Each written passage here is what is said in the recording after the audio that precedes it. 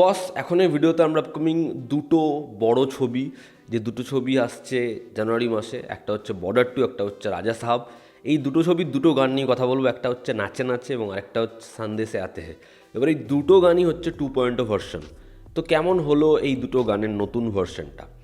তা প্রথমে যদি কথা বলি আমরা সন্দেশে আতে হে, তো এই গানটা না যেই সময় বর্ডার এসেছে সেই সময় যে বর্ডার নিয়ে আমার খুব একটা ধ্যান ধারণা আছে ওরকম নয়, এবং আমার যে বয়স সেই সময় ওটা হওয়ার কথাও নয়, কিন্তু এই গানটা কিন্তু আমরা মোটামুটি সবাই জানি। আর আমার মামাবাড়ি হচ্ছে আহিরিটোলায়। এবার সেখানে কি হয়, একটা মানে 3তলা বাড়ি আছে, এবার ওই বাড়িটা হচ্ছে মানে মোটামুটি সবাই হচ্ছে ভাড়াটে, ঠিক আছে। আমার মামাদের ওখানে হচ্ছে ভাড়া বাড়ি ছিল। এবার ওখানে হচ্ছে একটা বড় ছাদ রয়েছে, আর ভিডিওকনের একটা বড় 21 ইঞ্চির কালার টিভি আছে আমার মামা বাড়িতে, এবং শুধুমাত্র আমার মানে বড় মামার ঘরেই ওটা আছে। এবার ওখানে যখন হচ্ছে ওই গানটা বাজছে, তখন বিভিন্ন মিউজিক চ্যানেল, ওখানে যখন ওই গানটা বাজে, ওই গানটা মোটামুটি আমরা গুনগুন করি। কোন ছবি কী বৃত্তান্ত তো জানি না, নাম হয়তো জানি, কিন্তু ছবি সম্পর্কে অত কিছু আমরা জানি না।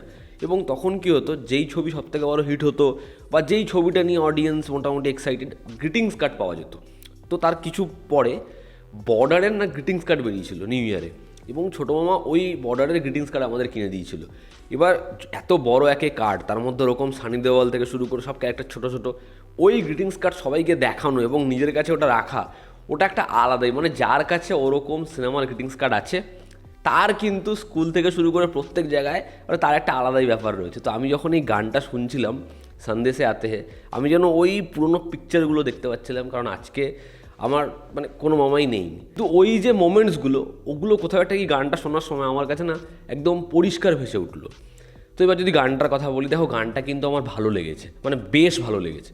আগের যে গানটা, ওই গানটা হচ্ছে কাল্ট, মানে ওই গান, ওরকম মোমেন্টস, ওরকম দৃশ্য, ওই একটা চিঠি উড়ে যাচ্ছে, সেখানে ক্যারেক্টার ছুটতে ছুটতে যাচ্ছে, নিজেদের মধ্যে যেরকম ধরনের কেমিস্ট্রি দেখানো হয়েছে, এবং স্কেল, ওই ওয়াইড স্কেলে ওটাকে পুরো ধরা, মানে ওটা অন্যই, এবং প্রত্যেককে যেরকম দেখতে লাগছে। কিন্তু আমি বলবো এখানে যেভাবে এই গানটা গেয়েছে প্রত্যেকে, এবং গানটার অরিজিনাল যে গানটার লেন্থ সেটা এত বড় আগের বারের মতোই।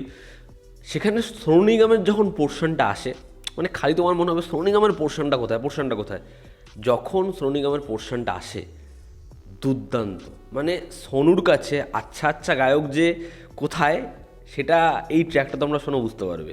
সোনু যেভাবে দরদ দিয়ে গানটা গেয়েছে, দুর্দান্ত, দারুণ, মানে মন ভরিয়ে দেয়, কাঁদিয়ে দেয়, এরকম অসাধারণ। এবং যদি আমি ভিজুয়ালসের কথা বলি, তাহলে কিন্তু সেটা ঠিকঠাকই লাগছে, মানে সেটা হেভি লাগছে না, আবার এর আগে টিজারটা যখন এসছে ভালো লাগছিল না ওরকমও মনে হয়নি।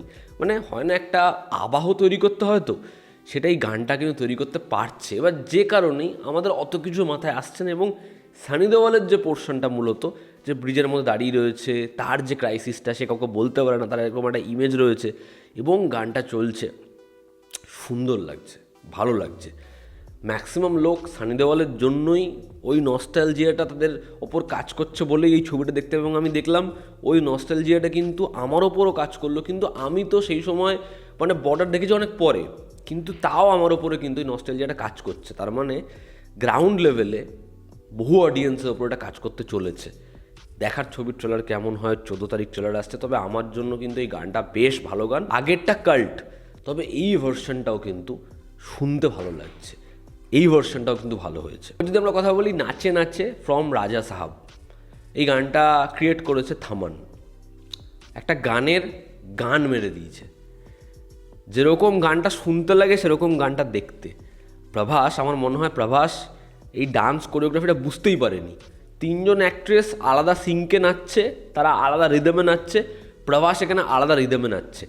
এদের সাথে প্রভাসের স্টেপ কোনো ম্যাচই করছে না, এবং প্রভাসকে যে পরচুলাটা পরিয়েছে, সেই উইকটা এমন পরিয়েছে যেরকম দেখতে লাগছে, এবং প্রভাসের যেরকম কস্টিউম ডিজাইন, যেরকম তার লুক, যেরকম তার ডান্স স্টেপ, আর একটু হলেই অজয় দেবগনকে ডান্সে হারিয়ে দিচ্ছিল প্রভাস।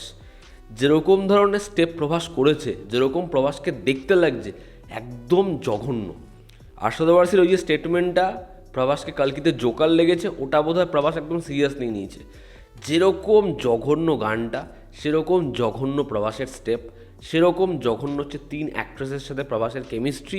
খুব বাজেভাবে জিনিসটাকে প্রেজেন্ট করেছে, খুব জঘন্য লাগছে দেখতে।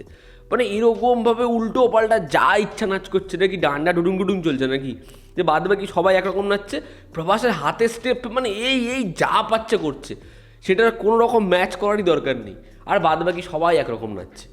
মানে এটা কি, এটা কেন?